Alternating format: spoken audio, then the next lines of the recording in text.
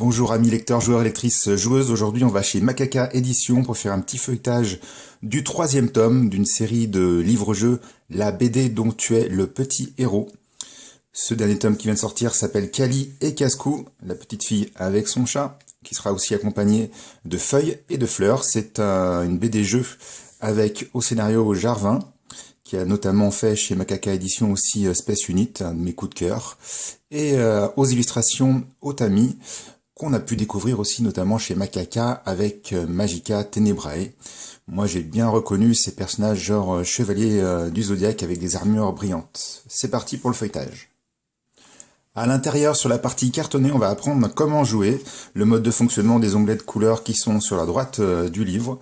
On nous explique ça très simplement, très rapidement et très clairement. Plus ici, pour les grands aventuriers, une mission particulière que vous pouvez vous ajouter, celle de ramasser des fruits au cours de votre aventure.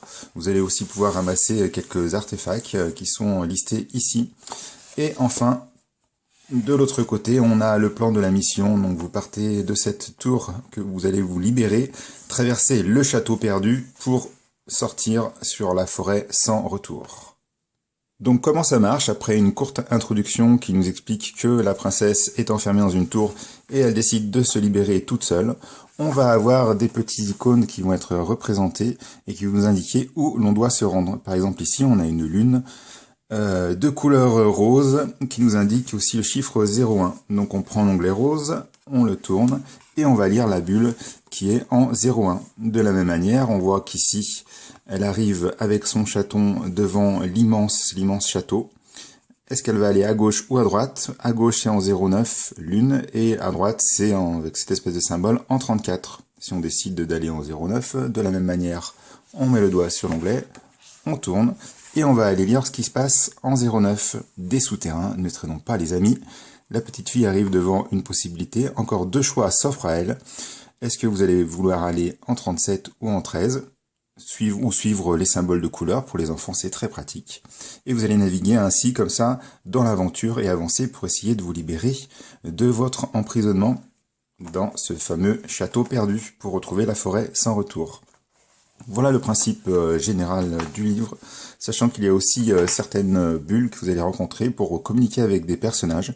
Donc ça sera à vous d'essayer de les trouver dans les pages pour pouvoir avoir des informations supplémentaires. Donc est-ce que ce 3e tome est bien? Oui.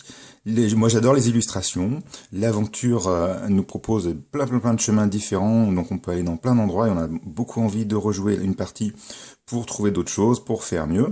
Il y a aussi quelques petits jeux à l'intérieur qui sont faciles d'accès avec un enfant accompagné d'un parent.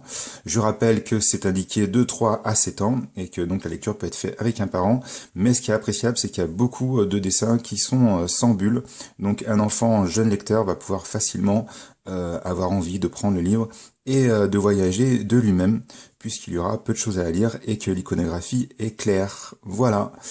Donc, Kali et Cascou, Mission Évasion, la BD dont tu es le petit héros, le dernier qui est sorti chez Macaca Édition. Si cette vidéo vous a plu, merci de mettre un petit pouce bleu et à bientôt.